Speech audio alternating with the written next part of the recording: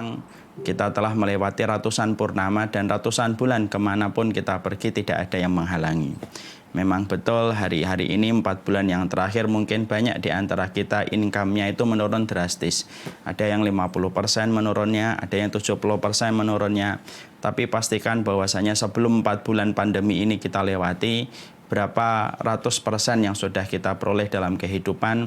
Yang dulunya tidak punya motor, sekarang punya motor. Yang dulunya tidak punya mobil, sudah punya mobil. Yang dulunya tidak punya rumah, dia punya rumah sebelum pandemi itu datang. Dan itu menunjukkan kepada kita bahwasanya ujian yang Allah berikan kepada kita dengan pandemi ini hanyalah seujung kuku. Adapun nikmat yang Allah berikan kepada kita seluas samudra, sesungguhnya yang seujung kuku tidak boleh menenggelamkan semua nikmat besar yang Allah sudah berikan pada kehidupan kita. Orang yang beriman itu identitasnya banyak, orang beriman itu karakteristiknya banyak. Dan salah satu di antara identitas dan karakteristik orang yang beriman, mereka yang tidak pernah kehabisan alasan, mereka tidak pernah kehabisan materi untuk selalu bersyukur, terutama ketika kita sudah dimudahkan pada setiap kebaikan kita. Setelah Allah menyempurnakan sandang, papan, dan pangan pada kehidupan kita, Allah ternyata menyempurnakan dengan kemudahan kita untuk beribadah, salah satunya mengadakan tausiah kolaborasi dalam kesempatan pagi kali ini, dan semua itu terselenggara karena nikmat besar yang Allah berikan pada kehidupan kita. Seluruh saudara-saudara dan sahabat-sahabatku yang semoga Allah rahmati dan Allah berkahi. Kalau kita mendengar kata kekuatan, selalu kita membayangkan bahwasanya kekuatan itu identik dengan sesuatu yang sifatnya besi ataupun pedang. Kalau kita menyebut kekuatan, yang terfikir oleh kita peluru, rudal, mungkin pedang, mungkin adalah tombak. Dan itu yang selalu kita bayangkan ketika menyebut kata kekuatan. Padahal itu memang betul, itu adalah kekuatan, tapi sejatinya kekuatan bukan hanya yang selalu identik dengan besi dan tidak selalu identik dengan tombak ataupun pedang. Tapi sesungguhnya ada kekuatan yang tak berfisik, kekuatan yang sifatnya tak berwujud dan raga, tapi ia sesungguhnya mampu untuk menggerakkan kekuatan besar, yaitu adalah yang disebut dengan doa. Dan itulah yang kemudian kita harus mengerti, karena seorang mukmin itu mereka mengenal dua, yaitu adalah mereka mengenal yang namanya kekuatan fisik, tetapi mereka juga mengenal kekuatan non-fisik. Kekuatan non-fisik itu adalah kekuatan doa. Makanya sesungguhnya doa, maka sesungguhnya orang yang berdoa itu mendapatkan keridhaan dari Allah Subhanahu wa taala. Karena orang yang berdoa itu berarti dia telah mengimani bahwasanya Allah itu sempurna dan perkasa dalam segala sesuatu. Karena doa itu bukan sesuatu yang biasa, doa itu bukan sesuatu yang remeh-temeh, doa itu bukan sesuatu yang sifatnya recehan. Tetapi justru doa itu menegaskan bahwasanya kita telah beriman kepada Allah yang Maha Perkasa. Konsekuensi ketika kita mengimani bahwasanya Allah Maha Perkasa dan Maha Berkehendak atas segala sesuatu, pasti orang yang telah mengimani bahwasanya Allah itu Maha Berkehendak dan Maha Berkuasa atas segala sesuatu, dia akan berdoa kepada Allah. Makanya orang yang dia tidak berdoa kepada Allah sejatinya mungkin dia minim keimanannya, mungkin tipis ketakwaannya, ketika dia tidak mampu mengimani bahwasanya Allah itu Maha Perkasa dalam segala sesuatu, yang menjadikan akhirnya dia tidak berdoa kepada Allah. Jadi orang kalau sudah banyak berdoa ketika dia meminta kepada Allah, berarti salah satu makna yang kita pahami ketika orang itu berdoa kepada Allah, dia sudah sempurna mengimani bahwasanya Allah itu Maha Berkehendak dan Allah mampu mendatangkan segala sesuatu dalam setiap urusan. Itulah yang menjadikan dia berdoa. Makanya orang yang tidak pernah berdoa itu dimurkai oleh Allah. Orang yang dimurkai oleh Allah itu bukan hanya pezina. Orang yang dimurkai oleh Allah itu bukan hanya peminum khamr. Orang yang dimurkai oleh Allah itu bukan hanya mereka yang berjudi. Orang yang dimurkai oleh Allah bukan hanya mereka yang mengalirkan darah. Tapi salah satu di antara orang yang dimurkai oleh Allah dalam kehidupan ini, yaitu adalah orang yang tidak pernah mengangkat tangannya untuk berdoa kepada Allah, maka Allah pun murka kepadanya. Karena bisa jadi ketika orang itu tidak pernah berdoa kepada Allah, berarti dia mengabaikan Allah, dia cuek kepada Allah, dia tidak perhatian kepada Allah bahwasanya Allah itu mampu mengabulkan apapun yang dia minta, tapi justru dia tidak pernah mengangkat tangannya. Makanya ada sebuah riwayat yang disampaikan oleh Rasulullah SAW dalam satu riwayat yang disampaikan dari Abu Hurairah. Innallaha man lam yas'alillahi yaghdab alaihi. Sesungguhnya Allah itu murka kepada mereka yang tidak pernah mengangkat tangan untuk berdoa.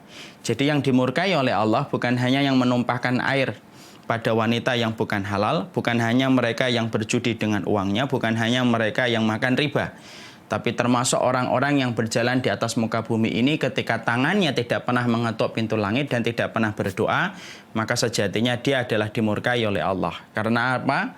Karena orang yang tidak pernah berdoa kepada Allah bisa jadi cueknya dia dalam berdoa, itu menunjukkan bahwasanya dia tidak yakin bahwasanya Allah adalah zat yang mampu berkehendak atas segala sesuatu yang dia inginkan, atas apa yang dia butuhkan dalam kehidupan. Makanya Allah murka.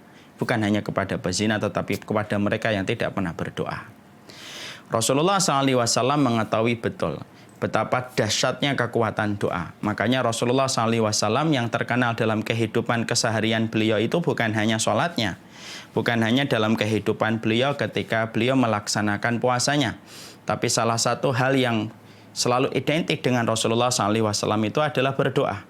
Makanya Rasulullah SAW pernah diriwayatkan dalam satu riwayat yang sahih, maka beliau itu pernah melewati satu hari, tidak pernah melewati satu hari kecuali beliau itu memperbanyak doa. Karena beliau adalah orang yang sangat bergantung kepada Allah dalam segala urusan. Makanya dalam satu riwayat diterangkan Rasulullah pernah berdoa dari habis asar, tidak putus doa itu beliau panjatkan dan beliau tidak turunkan tangannya sampai kemudian berkumandang adzan maghrib. Barulah beliau itu turunkan tangannya setelah semua hajat itu beliau mintakan kepada Allah.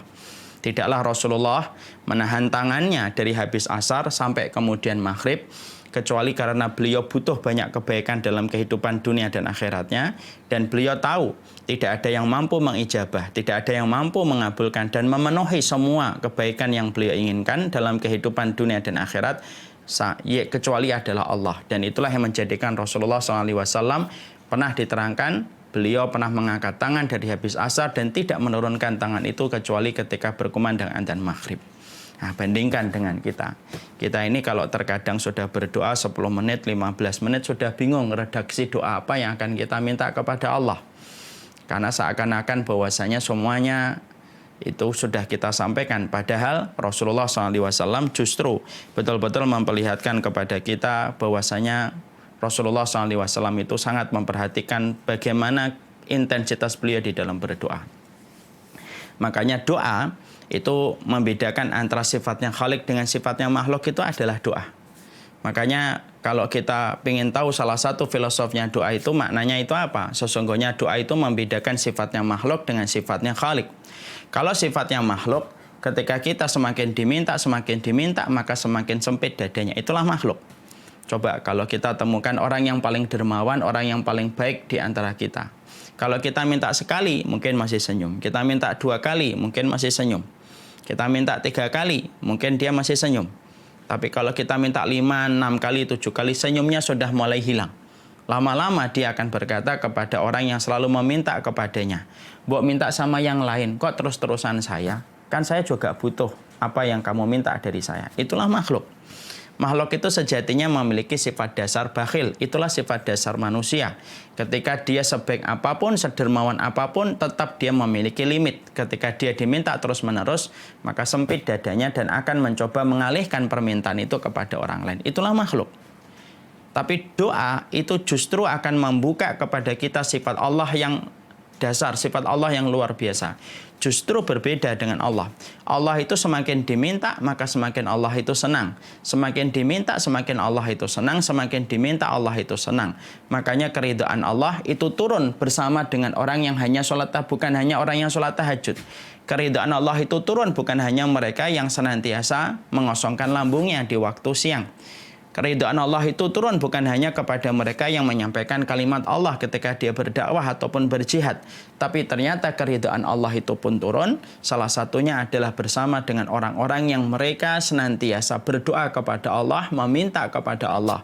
Karena sesungguhnya identitas orang yang beriman kepada Allah, mereka tidak pernah bosan untuk meminta kepada Allah karena mereka mengimani Allah itu merupakan zat yang paling senang diminta, dan sesungguhnya permintaan hamba kepada Sang Khalik menunjukkan bahwasanya dia punya iman bahwasanya Allah mampu mengabulkan apa yang dia minta dan apa yang dia harap. Nah, inilah yang menjadikan akhirnya kita faham kekuatan dirimu bukan hanya pedang, kekuatan dirimu bukan hanya panah, tapi kekuatan diri kita itu terletak salah satunya kepada doa. Sering sekali kita memperhatikan kekuatan fisik kita, tetapi kita tidak memperhatikan kekuatan yang Allah berikan kepada orang mukmin. Silahul mukmin selain kekuatan besi, yaitu adalah kekuatan ketika dia berdoa kepada Allah Subhanahu wa taala. Makanya akhirnya kita mendapati sesungguhnya doa itu merubah yang mustahil menjadi mustajab. Sesungguhnya doa itu merubah yang jauh menjadi dekat. Sesungguhnya doa itu merubah yang tidak mungkin menjadi mungkin. Bahkan dalam satu hadis yang sahih, sesungguhnya doa pun merubah takdir.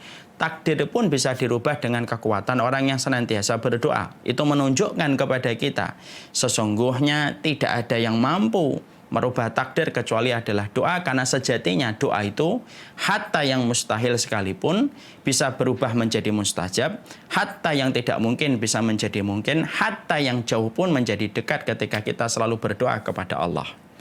Saya akan sampaikan kisah-kisah nyata yang dicatat di dalam kitab-kitab para ulama untuk menunjukkan betapa besarnya kekuatan doa, dan kekuatan doa itu menjangkau apa yang tidak bisa dijangkau oleh fisik manusia ketika berusaha untuk melakukan itu. Terkadang fisik kita tidak mampu melakukan, terkadang kita tidak mampu mewujudkan, tapi kalau orang itu sudah rajin mengetuk pintu langit, maka pada saat itulah ada pertolongan Allah yang tidak pernah terduga. Dan kita harus ingat, orang yang berdoa itu sejatinya adalah orang yang mengetuk pintu langit. Orang yang banyak mengetuk pintu langit adalah orang yang paling besar kemungkinan dibukakan pintu langit untuknya ketika dia sering berdoa kepada Rabb yang maha mengabulkan setiap permohonan hambanya. Saya ambilkan beberapa kisah nyata untuk menjadi sebuah motivasi bagi kita, bahwasanya kekuatan kita terhadap segala macam ujian itu harus dilewati dengan banyaknya kita berdoa. Ada kisah-kisah nyata yang disampaikan di dalam kitab. Yang pertama, saya selalu kagum dengan kisahnya seorang sahabat yang bernama Asim bin Sabit. Mungkin ada di antara seluruh sahabat yang hadir pada kesempatan hari ini itu pernah mendengar kisahnya Asim bin Sabit. Asim bin Sabit ini merupakan salah satu sahabat Nabi yang kepalanya itu dihargai mahal. Karena ketika beliau pada perang Badar banyak membunuh orang-orang musyrikun. Keluarga-keluarga musyrik yang keluarganya terbunuh dendam kepada Asim bin Sabit. Lalu memberikan label harga pada kepalanya Asim bin Sabit. Siapapun yang bisa membawa kepalanya Asim bin Sabit, maka dia akan mendapatkan beberapa ratus ekor unta. Asim bin Sabit tahu bahwasanya kepalanya dihargai mahal oleh orang-orang musyrik yang ada di kota Mekah. Salah satu doa yang dipanjatkan oleh Asim bin Sabit itu tampaknya mustahil terwujud. Tapi ternyata Allah menurunkan pertolongan kepada doanya Asim bin Sabit. Apa itu doanya Asim bin Sabit pada saat itu? Asim bin Sabit kemudian dia berdoa, dia meminta kepada Allah, ya Allah, kalau nanti aku terbunuh, jangan biarkan jasadku tersentuh sama orang-orang musyrik. Ya.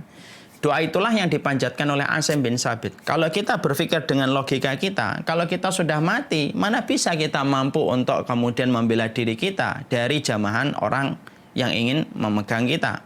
Itulah logika kita kalau kita mau mikir. Tapi ternyata Asim bin Sabit yakin bahwasanya Allah itu mengabulkan setiap permintaan hambanya. Dia berdoa kepada Allah supaya dia nanti kalau ditakdirkan meninggal dunia, maka sesungguhnya tidak ada orang musyrik yang mampu menjamah tubuhnya. Perhatikan, ketika singkat ceritanya Asim bin Sabit, kemudian akhirnya beliau meninggal dunia, terbunuh dalam satu penyergapan, maka kemudian orang-orang musyrik ketika akan menjamah tubuhnya Asim bin Sabit, lihat cara Allah bekerja kalau mengabulkan doa. Maka Allah memberikan perintah kepada lebah supaya lebah itu berkerumun di atas jasadnya Asim bin Sabit. Dan seakan-akan melindungi Asim bin Sabit dan menyerang siapapun orang yang mendekat kepada jasadnya Asim bin Sabit. Orang-orang musyrik yang asalnya pingin dan bernafsu untuk memenggal kepalanya Asim bin Sabit, karena kepala itu dihargai dengan ratusan ekor onta. Setiap mereka mendekat, mereka diserang sama lebah. Setiap mereka mendekat, diserang sama lebah. Akhirnya mereka keletihan. Mereka kemudian berkata di antara mereka, ya sudah, biarkan tubuhnya Asim bin Sabit di situ dulu. Nanti malam Kita akan datang kembali ketika lebah ini sudah kembali kepada sarangnya. Orang musyrik tidak tahu lebah itu dikirim sama Allah, dan apapun yang sudah dikirim oleh Allah tidak mampu dimentahkan dan dipatahkan oleh seorang makhluk. Betul, ketika akhirnya matahari tenggelam, malam pun datang, lebah itu balik ke sarangnya. Ketika orang-orang musyrik itu akhirnya ingin sekali untuk mendekat kembali kepada tubuhnya Asim bin Sabit setelah mendapati lebah itu kembali kepada sarangnya, perhatikan, Allah turunkan air hujan yang begitu deras, menghujani pada lembah dan tebing di mana Asim bin Sabit itu meninggal dunia. Saking lebatnya, banyak sekali mengalirkan air. Sampai air itu mampu untuk menghanyutkan tubuhnya Asim bin Sabit. Sampai kemudian orang musyrikun itu ketika mengejar jasadnya Asim bin Sabit tidak mampu. Dan Asim bin Sabit diletakkan oleh Allah pada satu tempat yang tidak pernah diketahui oleh orang musyrik. Ketika Allah mengabulkan permintaan Asim bin Sabit, dia ingin ketika meninggal dunia itu tidak tersentuh jasadnya oleh tangan-tangan orang-orang musyrik. Dan Allah mengabulkan. Disitulah kita paham. Doa itu ketika sudah bekerja, ketika sudah membuka pintu langit, ketika sudah bekerja, maka Allah itu mampu untuk merubah yang tampaknya mustahil dalam kehidupan logika manusia menjadi mustajab. Kalau kita pikir, kenapa lebah itu bisa turun melindungi jasadnya Asim bin Sabit? Karena Allah yang bekerja untuk mengabulkan permintaan hambanya yang yakin kepadanya. Kenapa kemudian hujan itu begitu deras, airnya, debitnya bisa menghanyutkan jasadnya Asim bin Sabit dan menyembunyikan tubuhnya Asim bin Sabit pada satu tempat yang tidak diketahui oleh orang musyrikun? Kalau Allah sudah bekerja, maka seluruh makhluk tidak akan mampu mematahkan apa yang sudah dilakukan oleh Allah ketika Allah sudah berkehendak, dan salah satu kehendaknya Allah mengabulkan permintaan orang yang beriman. Disitulah kita akhirnya paham. Merubah keadaan yang sulit, walaupun tampaknya mustahil, itu terkadang dengan cara yang sederhana. Rajinlah mengetuk pintu langit, disitulah pintu langit kemudian nanti akan terbuka. Kita juga mendapatkan pula dari kisahnya Umar bin Khattab. Umar bin Khattab radhiyallahu anhu itu kemudian juga pernah meminta tentang satu permintaan, di mana permintaan Umar bin Khattab radhiyallahu anhu itu tampaknya mustahil.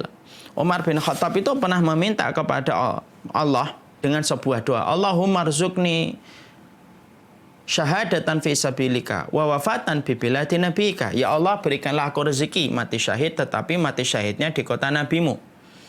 Ketika Umar bin Khattab mengucapkan itu, Umar bin Khattab sedang menjadi khalifah. Tempat yang paling aman pada saat itu adalah kota Madinah. Karena Islam itu ekspansi ke banyak tempat, kota yang paling aman itu justru Madinah. Tapi ternyata Umar bin Khattab itu berdoa, ya Allah, berikanlah aku mati syahid, tetapi mati syahidnya di kota Nabi, yaitu di Madinah saja, tidak keluar dari kota Madinah. Ada seorang sahabat itu lalu berkomentar terhadap doanya Umar bin Khattab. Wahai Umar bin Khattab, kalau engkau berdoa pengen mati syahid, ya jangan di kota Nabi. Karena sesungguhnya di kota Nabi sedang tidak ada jihad, tidak ada peperangan, sedang dalam kondisi damai. Bagaimana kamu meminta mati syahid tetapi di kota Nabi yang sedang tidak ada jihad? Tapi Umar tahu dia punya Rabb yang mampu mengabulkan apapun yang diminta oleh hambanya. Umar bin Khattab tidak kemudian memperdulikan ucapan sahabat itu. Dia tetap meminta dan tidak merubah redaksi doanya. Allahumma rzuqni syahadatan fi sabilika wa wafatan bi biladin nabika. Ya Allah, berikanlah kepada kami mati syahid dan berikanlah kepada kami mati syahidnya di kota nabimu, yaitu adalah Madinah. Dan ternyata Allah yang bekerja ketika mengabulkan doa tersebut. Allah yang bekerja, Allah yang mengabulkan sesuatu yang tidak mampu dideteksi oleh logika. Apa yang Allah kerjakan? Allah wafatkan Umar bin Khattab persis sebagaimana doa yang beliau panjatkan. Beliau akhirnya mati terbunuh, dan terbunuhnya itu mati syahid ketika beliau dibunuh salah satu musuh Islam, yaitu adalah Abu Lu'lu'ah al-Majusi. Lalu kemudian beliau meninggalnya bukan di Palestina, beliau meninggalnya bukan di kota Syam, beliau meninggalnya bukan di kota Mesir, tapi meninggalnya di kota Madinah, di tempat yang beliau minta untuk mati syahid, dan Allah mengatur mati syahidnya itu di kota Nabi, menunjukkan kepada kita bahwasanya kekuatan doa itu luar biasa. Ya. Nah, jadi kalau ada orang yang masih mengatakan, emang cuma doa cukup, loh. Ikhtiar itu tetap dilakukan. Tawakal tetap dikerjakan. Tapi bungkusannya itu adalah doa, dan doa itu merupakan perkara yang besar. Makanya kemudian kita juga mendapati sebuah kisah nyata kembali tentang kekuatan doa supaya kita tetap yakin untuk selalu berdoa kepada Allah. Kisah 4 sahabat kecil yang mereka berkumpul di Hijr Ismail. 4 ini adalah, satu adalah Ibnu Umar, anaknya dan putranya Umar bin Khattab radhiyallahu anhu. Kemudian ada Urwah bin Zubair, ada Abdullah bin Zubair, dan ada Mus'ab bin Zubair. Perhatikan 3 pemuda ini. Abdullah bin Zubair berkata, "Ya Allah, saya ingin menjadi khalifah." Urwah bin Zubair berkata, "Ya Allah, saya tidak ingin jadi khalifah, tapi saya ingin menjadi orang yang didatangi dan diambil ilmunya." Lalu kemudian Mus'ab bin Zubair berkata, "Ya Allah, saya ingin menikahi 2 wanita yang solihah, yaitu adalah Aisyah binti Thalhah dan Sukainah binti Husain. Dan saya ingin menjadi khalifah di Irak." Kemudian Abdullah bin Umar saat itu berdoa dengan doa yang sederhana. "Ya Allah, aku ingin diampuni dosanya." Doa yang dipanjatkan di Hijr Ismail itu ketika naik ke langit, maka kemudian bekerja ketika Allah itu maha mendengar, dan Allah itu mendengar permintaan hambanya yang beriman ketika yakin Allah itu mampu mengabulkan apapun yang diminta oleh hambanya ketika hamba itu yakin. Perhatikan, Abdullah bin Zubair akhirnya menjadi khalifah. Urwah bin Zubair akhirnya jadi ulama. Kemudian Mus'ab bin Zubair menikahi 2 wanita yang dia sebutkan dan dia menjadi khalifah di Irak. Maka Abdullah bin Umar, kata Imam Adz-Dzahabi, saya berprasangka Abdullah bin Umar pun diampuni dosanya sebagaimana permintaan 3 sahabatnya yang dikabulkan oleh Allah ketika 4 itu berkumpul di Hijr Ismail. Inilah doa, inilah kekuatan doa. Makanya kalau ada seorang mukmin ketika dia rajin sholat, ketika rajin puasa, ketika dia rajin tawaf, tapi dia tidak pernah berdoa kepada Allah, miskin dan pelit ketika dia berdoa kepada Allah, tidaklah orang yang jarang meminta kepada Allah, kecuali ada salah satu kemungkinan bahwasanya dia tidak yakin bahwasanya Allah itu maha perkasa atas segala sesuatu yang diinginkan oleh setiap makhluk. Dan doa itu bekerja melampaui batasan-batasan dan limit yang dimiliki oleh setiap makhluk. Karena makhluk itu punya limit. Makhluk itu punya batasan. Tetapi sesungguhnya Allah itu tidak memiliki limit, dan sesungguhnya Allah itu tidak memiliki batasan. Ketika Allah itu tidak memiliki batasan sebagaimana makhluk itu punya batasan, ketika Allah itu tidak punya limit sebagaimana manusia itu punya limit, disinilah fungsinya kita. Kalau kita ingin menjangkau untuk melewati limit dan melewati batasan kita sebagai seorang manusia biasa yang penuh dengan kelemahan dan penuh dengan kekurangan, lompatilah limit dan keterbatasan itu dengan kita berdoa, karena doa itu sekali lagi merubah yang mustahil menjadi mustajab. Bangsa ini ketika dalam kondisi yang semacam ini, kalau saya sering ditanya, apa yang kami harus lakukan, Ustaz? Berdoalah di waktu yang mustajab sembari antum memperbaiki urusan perut antum, karena sesungguhnya doa itu merubah yang mustahil menjadi mustajab. Makanya saya sering menyampaikan, orang yang rajin mengetuk pintu adalah orang yang paling besar dibukakan pintu itu kepadanya. Kita kalau ngetok pintu, kalau sekali mungkin nggak dibukakan karena yang sahibul baitnya tidak mendengar. Tapi kalau kita rajin mengetok pintu terus menerus, maka lama-lama kemudian pemilik rumah akan membukakan pintu kepada orang yang terus mengetok pintunya terus menerus. Sama filosofnya doa, orang yang rajin mengetok pintu langit adalah orang-orang yang sejatinya akan besar dibukakan pintu langit untuknya ketika dia selalu meminta kepada Allah, ketika berharap kepada Allah. Allah itu bukan hanya murka sama pezina. Allah itu bukan hanya murka kepada peminum khamr. Allah bukan hanya murka kepada mereka yang membunuh dan berjudi. Tapi sejatinya Allah pun murka sama orang yang berjalan dalam rendahnya dunia ketika dia butuh banyak perkara, ketika dia menjadi manusia yang memiliki keterbatasan. Tapi justru dia tidak pernah berdoa kepada Allah. Orang yang ingin melewati batasan, limit, dan segala macam keterbatasan kita selaku manusia. Kalau ingin melewati limit dan keterbatasan kita, ketoklah pintu langit. Kalau Allah sudah membersamaimu di dalam doa, kamu tidak akan pernah menduga hal besar yang Allah berikan kepada mereka yang yakin untuk selalu meminta kepada Allah. Barakallahu fikum.